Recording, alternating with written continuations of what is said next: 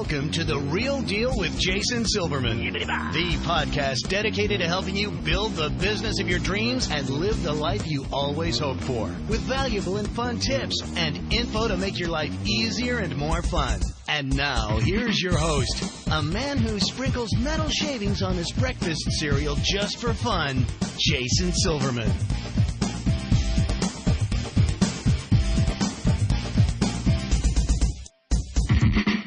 Hello, everybody, and welcome to The Real Deal with Jason Silverman. I'm your host, Jason Silverman, and I'm thrilled to share some time with you once again today. As you know, I'm always on the hunt for interesting as well as super smart Real Deal guests, and I got to tell you, today's show is a spot-on winner. I want to introduce my listeners to somebody who's truly been there and done that, and I'm excited to pick his brain for your benefit, and quite honestly, also for my benefit. So enjoy that. Now, for the folks who I work with in any of my coaching programs, my mastermind group, or through Powerful Words Character Development or All-Star Cheer sites, you know how much I focus on the importance of goal setting and goal getting, right? Well, this show is going to help us to do just that. So today it's going to be my honor and privilege to share an amazing resource with you. You're going to love today's guest. He's got a ton of valuable information about what I consider to be a super hot topic.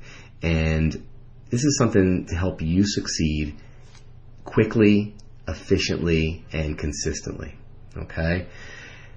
As I'm sure you already know, I'm committed to helping business owners just like you to become more successful, enjoy your career more, and in general, make your life significantly more fun. As far as I know, we only get one trip around this merry-go-round, and we want to make sure that it is one hell of a ride.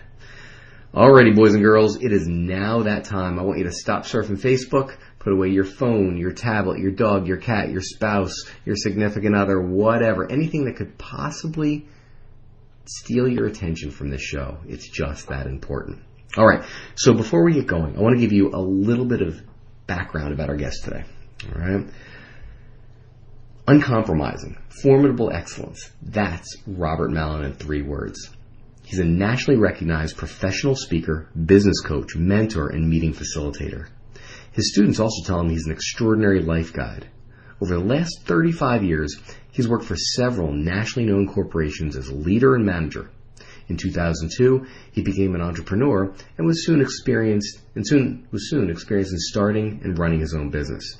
He has great passion for helping men and their companies grow. Helping both live up to their full potential has turned into his life's passion. He's now fulfilling that mission at the Rusty Lion Academy. Robert, I'm thrilled to have you. Welcome to The Real Deal. Thank you so much, Jason. Super excited to be here with you. Spectacular. Listen, before we get started, for those who haven't yet had the opportunity to meet you or hear you speak, take a second. What are you passionate about? What makes you tick? Who is Robert Mallon? Tell you what I'm really, really excited about, and just in life, I feel like I was kind of created to do this, but to help people, I kind of see that they were created on purpose for a purpose, and most people kind of think that they can maybe get to here, a little bit up, and but I kind of feel like they were created to really go far. And so what I love to do is work with people and kind of change their thinking a little bit to where they can see more possibilities and vision for their life, and then to systematically help them get there. I do believe this, Jason. People think that they can grow quickly, and it's almost like seminars. I've done over 1,000 seminars in my life, and I will actually tell you right now, seminars don't work. I hope you don't do them, Jason, but it's like people think that they're going to just walk out and everything's going to be changed, and it doesn't work that way. So it takes a little bit and a little bit and a little bit, just like martial arts, for example, to get really good. You've got to go through the basics for years to get good. So you understand that as if anybody does. Yes, sir. Yeah. Yes, sir. Well, you know what really just excited me about that was the fact that, talking about doing this consistently, as I'm sure you've seen in your experience, so many folks, get bit by the bug and they want to do a whole bunch of stuff, and then they stop doing the stuff, and they stop seeing the success. Mm-hmm. So this is very exciting to me. One of the biggest reasons, I'm always searching for folks who have a special skill set that, not only is just a marketable one, but more importantly, is a life changer. And your name kept popping up, and obviously keeps popping up. Anytime I started looking for folks who specialize in goal setting and goal getting. So let me ask a quick question. What do you feel are some goal setting techniques that actually produce results? Because we've all seen some that, do nothing except make us feel good. But I'll tell you what, the way that I look at goals, Jason, is a long-term goal is a 1-year goal. And a short-term goal is about a 3-month goal. And what I find when I'm working with companies, when I'm working with students and things, people just get off track after about 3 months. And so they have to recalibrate to get back on track. And so the things that I see that works is let me give you a great example here. If, Jason, I said to you that I was, let's pretend I'm overweight, and I say to you, Jason, it's January 1st, I'm going to lose 50 pounds by December 31st. Well, subconsciously, 50 pounds is too much for my subconscious to really grasp.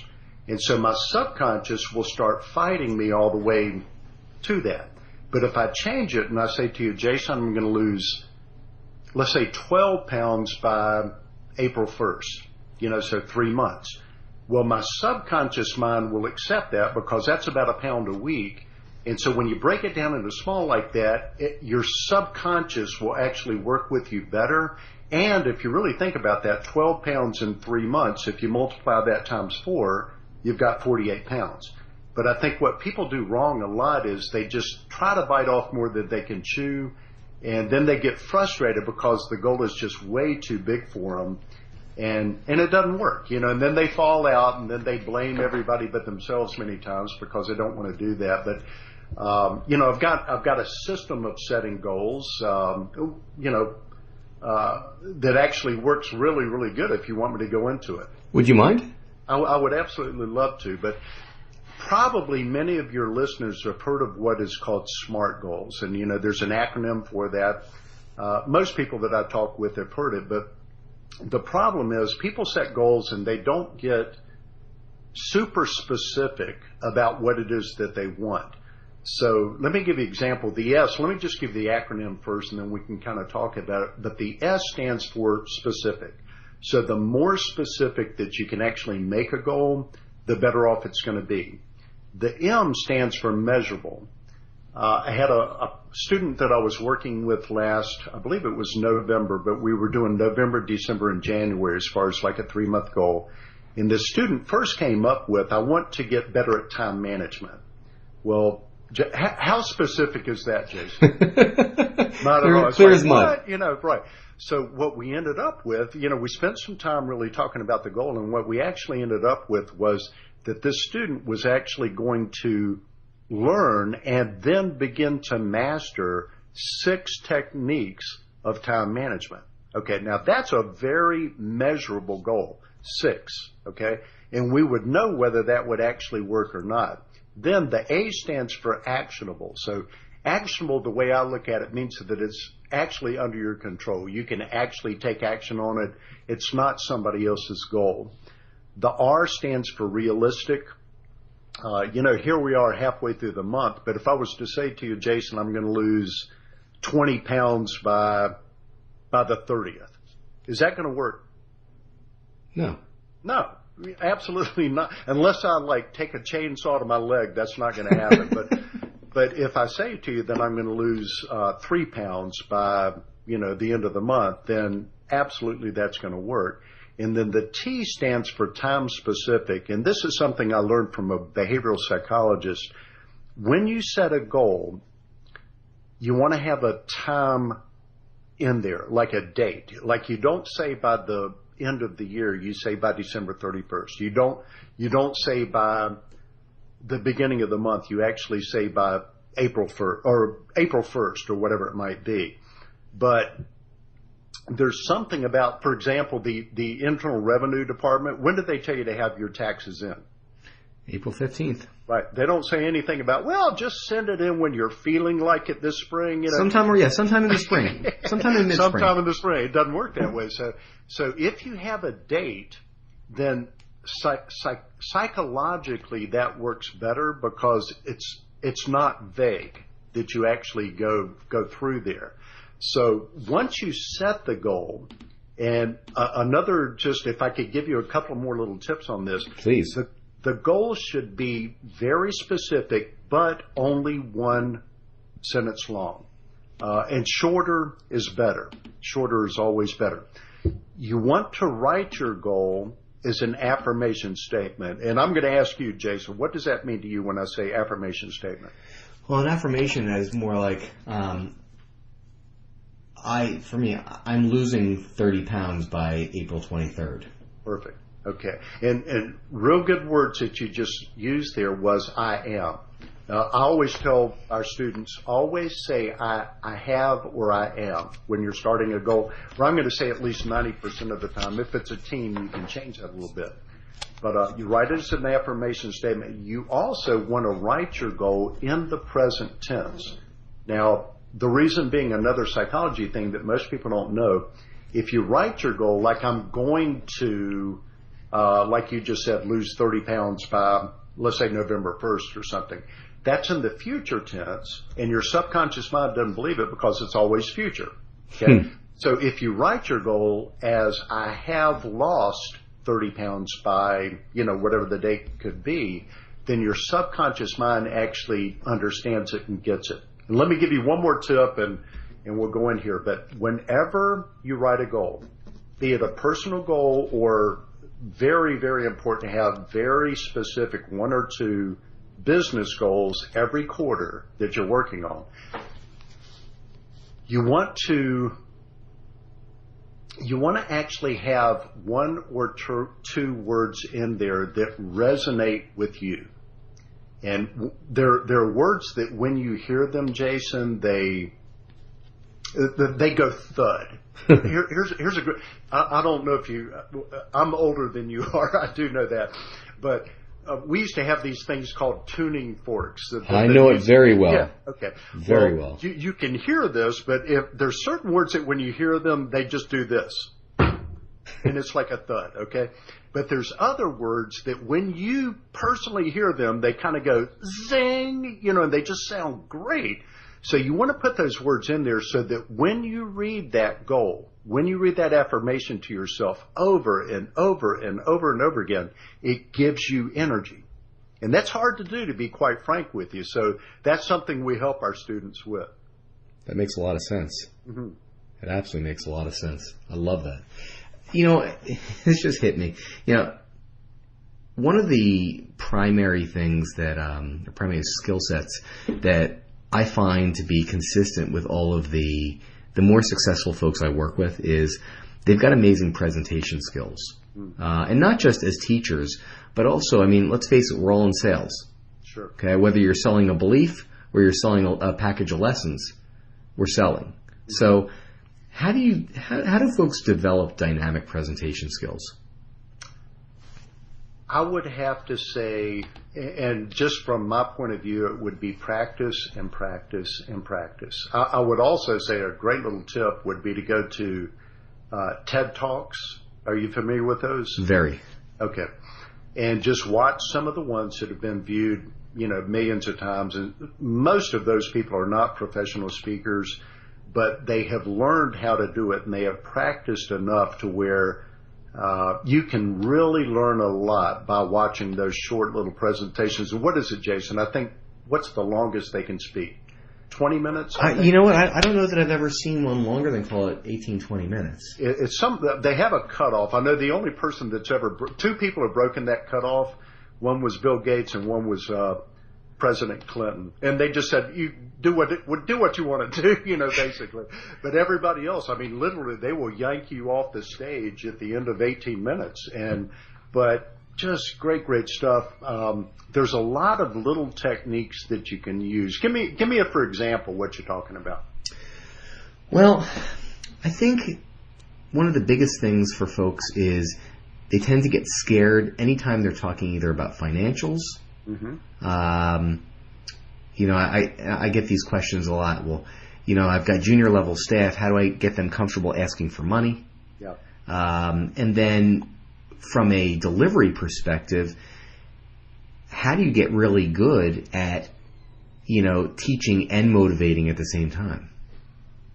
Can I go after the last part first? Absolutely. I fully believe that people learn and are mesmerized by stories. And so if you can, just a real simple way to do it is, first thing you want to do is you want to tell whatever your audience is what you're getting ready to tell them. So what's the point? And you actually can start that right at the very beginning and just say, this is what we're going to talk about. Then you make the point that you want to make, or what's the lesson. But then if you can come up with 2 or 3 real life applications to where you're actually telling a story, and I think this is the key right here. If instead of you being aware that there's an audience in front of you, you're actually in your mind watching the story as you tell the story, then that's where they are too. And they're in their minds, and they're not even watching you anymore. They're seeing you, but they're actually in the field or in the office building or on the boat or wherever it might be. And I think that's what great speakers do, is they learn how to tell those stories, and then lastly, they go back and they remake the point that they started with. And if you can do those things and just tell those stories and just practice the stories enough to where they flow and you see them, and you and I right now, you don't have you might have a script in front of you of questions, but you and I are flowing right now, so we did not rehearse this. So we're just kind of running. Absolutely. And not one of us is saying right now, well, hold tight, just stop for a second. Let's erase that part and let's start over. Life doesn't work that way. It doesn't work that way, right? But when people get in front of groups like that, they freeze up because they're thinking about what they're saying as opposed to just going for the flow. Another thing that I would suggest, around the country, there's a thing called Toastmasters. Love it. Familiar with those? Very. Yeah. Incredible organization. If you're scared of speaking, I'll be quite frank with you. I've been doing this for about 13, 14 years as far as speaking and coaching businesses. But the speaking part, when I first started, can I tell you a story? Please. Okay. I hired a coach, 2002. I had worked in the restaurant business for about 20 years. Had worked, had done real well with 2 really large chains. And then I went to work at a software company. I had 3 sons, and I was missing too many of their games, and I just had to get out of the restaurant business. And so I worked with them for about 7, 8 years. And then I got tired of corporate life. And so I hired a coach, and one question he asked me was, if you could be anything in the world, what would you be? And I was a vice president of a software company doing very well. And I said, it just came out, I said I would be some sort of I think I even said motivational speaker, and I hate that now, but I would be some sort of a motivational speaker, and I would help people improve their lives. And he looked at me and he said, dude, why aren't you doing that? And I said, well, I've got 3 sons at home. One's getting ready to go to college. I've got a mortgage. I've got a wife. I need, and he says, but man, that is who you are. So that was in October of 2002. In February of 2003, I was in a really nice hotel in Burlington, Vermont. I live right outside of Atlanta, speaking to 71 people about how to be better leaders for the whole day. It was like a 9 o'clock in the morning to 4 o'clock in the afternoon seminar that I was doing. First time I'd ever done one. Scared to death. I bet you were. My palms were sweating. I don't know if anybody else in the world has this, but when I get nervous, my nose runs. And so, that's freaky. I don't even know what.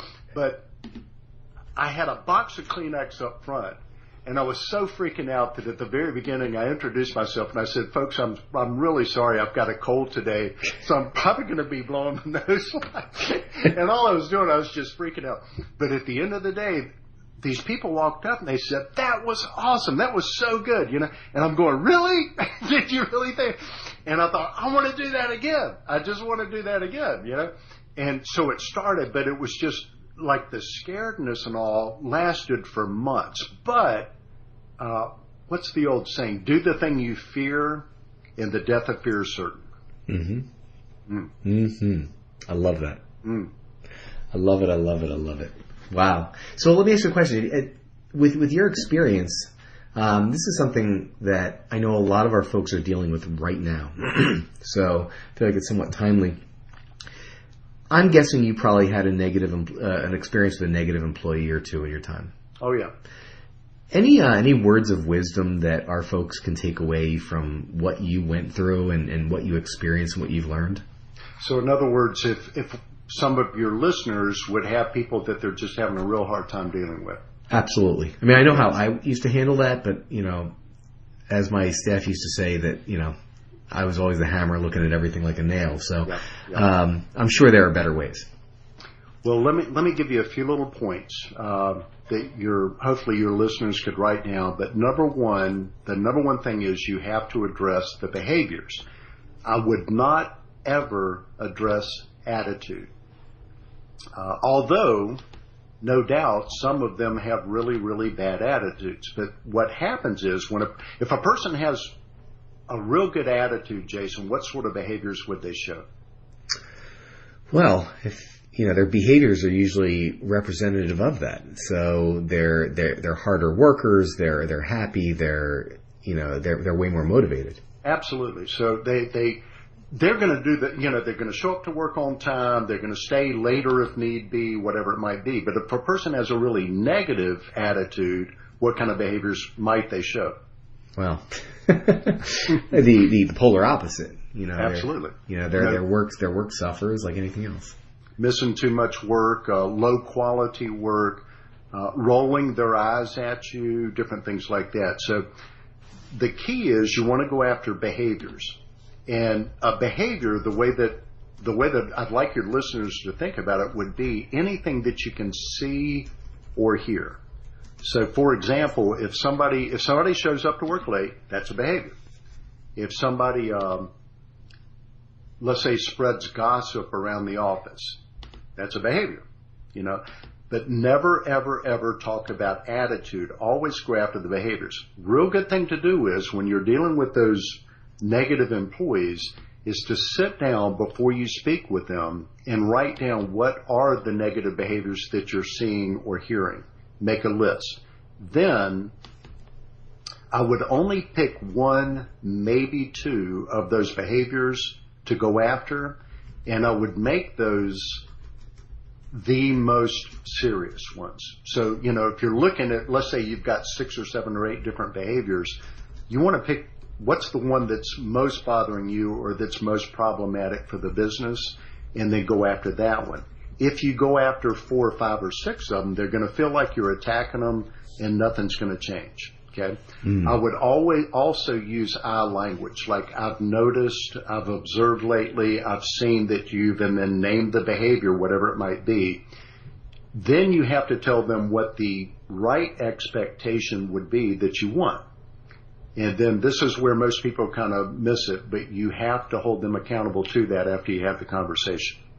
If you don't, it's like you're just wasting your time. You're totally wasting your time. That's actually really, really helpful. I mean, the fact that you're not addressing the attitude, you're addressing the behavior is enormous.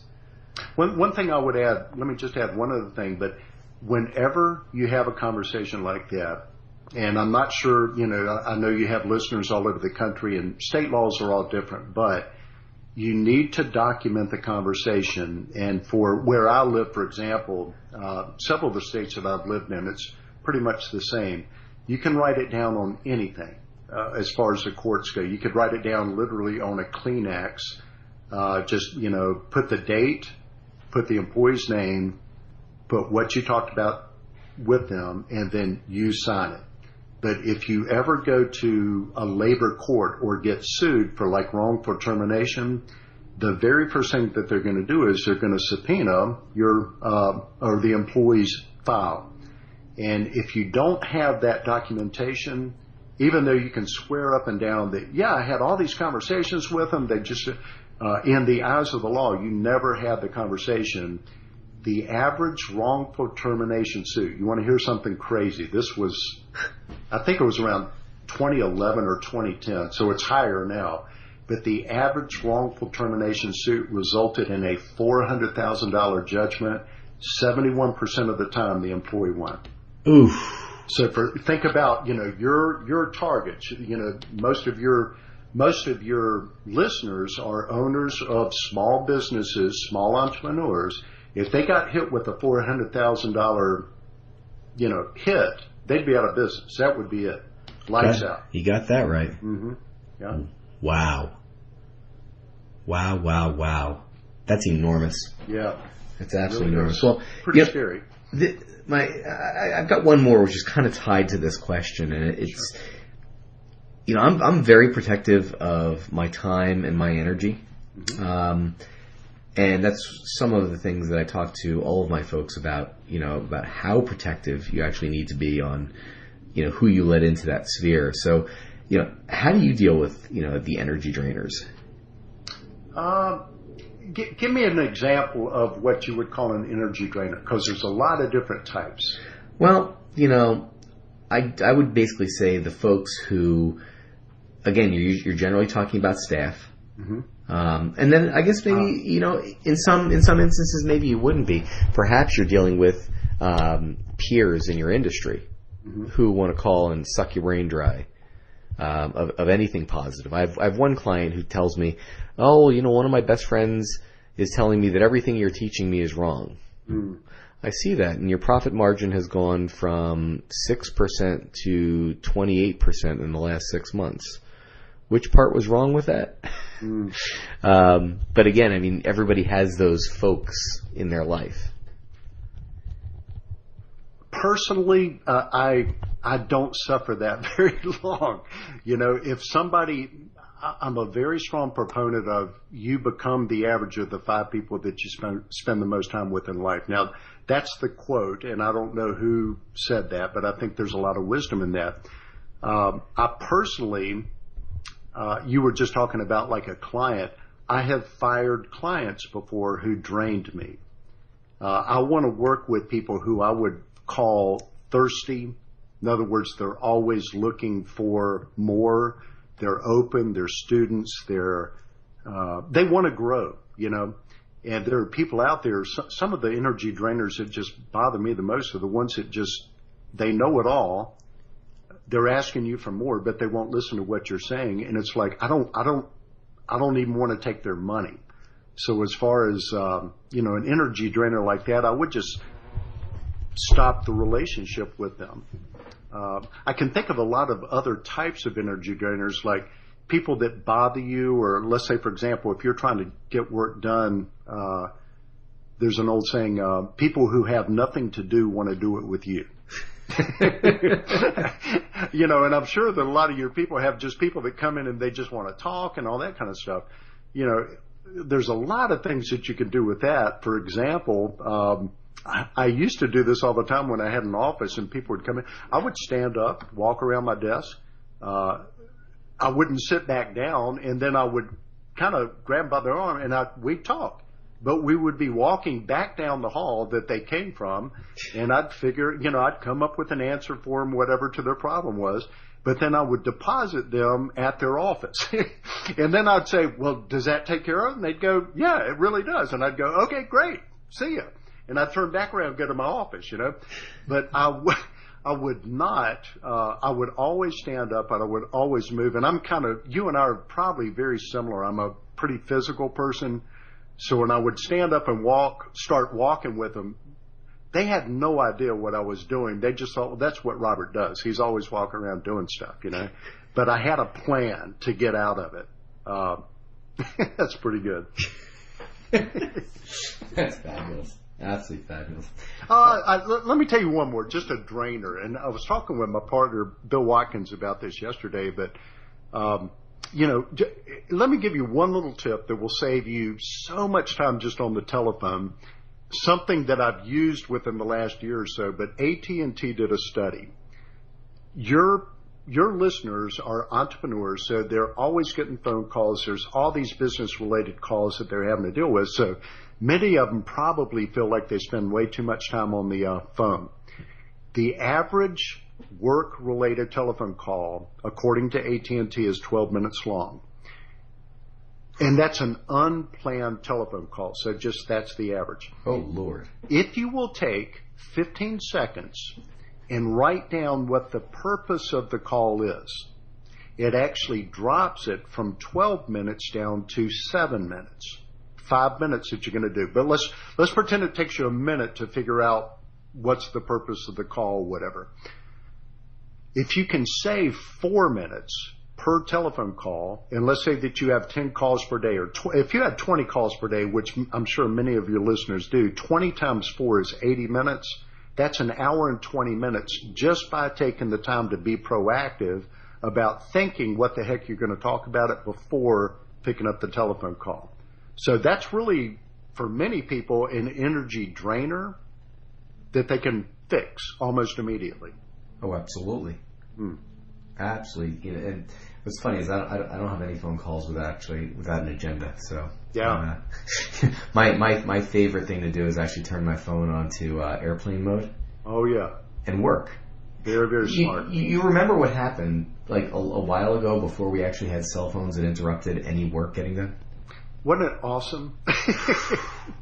I left a cell phone. I was in Portland, Oregon, flying down to San Jose, and I was helping this little old lady in front of me try to go through the screening line, and somehow my cell phone ended up in her little gray basket.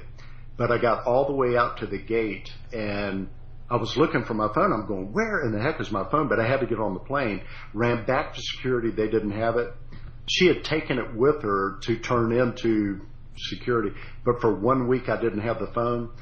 Best week I've had in the last 3 years. I bet. It was awesome. I didn't even know my wife's telephone number. So it was kind of a crazy thing, but I ended up calling a number that I knew, and it happened to be my son's telephone number. And I was like, just tell everybody I know I don't have my phone. I can't talk to anybody. And it was stress-free week. Yeah, it's we should all head back to those days. We should. So, You're right. It is now time for our resource of the week. So, Robert, tell me this. How do our listeners find out more about you, and how you go about helping entrepreneurs to succeed? Well, I'll tell you what, the name of our company is called Rusty Lion Academy. So it's at rustylionacademy.com. And you and I talked about this a little bit earlier, but we came up with a deal that we would like to do for you at Real Deal. But if your listeners would go to rustylionacademy.com/real deal, just spell it out, REALDEAL, and put that in there. We actually have a 45-minute goal-setting training that they can watch. And this is what I do with every one of our clients. We actually start with this, and they will, at the end of that 45 minutes, be able to write their own goals for themselves, for their business and their personal life, but they can also have their employees go through it and learn how to do it too. And it's really a life changer. I love that. I appreciate you offering that. And folks, one of the biggest challenges in the after-school activity industry, since we spend so much time away from our own families, is making sure you take some time to set some goals on what you want your family life to be like, what you want your relationships to be like. Because remember, we do all this work for a reason. Let's make sure that reason doesn't disappear. It's kind of funny. One of our students, just about a week or so ago, we were talking and we were coming up with goals for this quarter that we just started.